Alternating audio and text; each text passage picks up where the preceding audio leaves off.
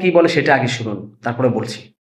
এক মহিলা প্রশ্ন করছে ডক্টর জাকির নায়েককে, আচ্ছা আপনি তো বললেন হিন্দু মুসলমান খ্রিস্টান বৌদ্ধ সব ভাই ভাই, তো সব যদি আমরা ভাই ভাই হই, আমি তো হিন্দু, ওই মহিলা বলছে আমি তো হিন্দু, তা আপনার মক্কা মদিনা আমরা যাইতে পারি না কেন?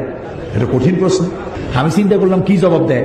আমার কাছেও জবাব আছে, কিন্তু উনি কি বলেন সেটা শোনা দরকার।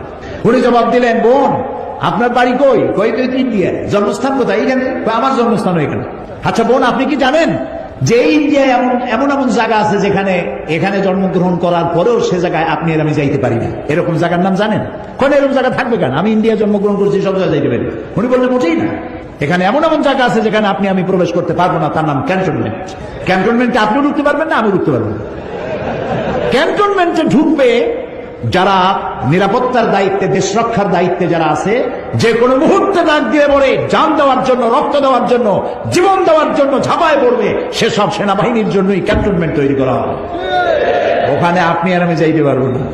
ইসলামের একটা ক্যান্টনমেন্ট আছে, সেটার নাম মক্কা আর মদিনা। ওইখানে ওই সব লোকেরাই যেতে পারে যারা আল্লাহর জন্য জান দিতে পারে, মাল দিতে পারে, রক্ত দিতে পারে।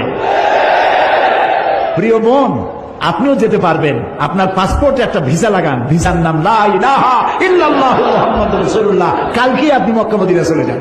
কি সুন্দর জবাব! আমার খালি দোয়াই আসলো যে আল্লাহ তাআলা কি ব্রেন তুমি তাকে দিয়েছো, সুবহানাল্লাহ।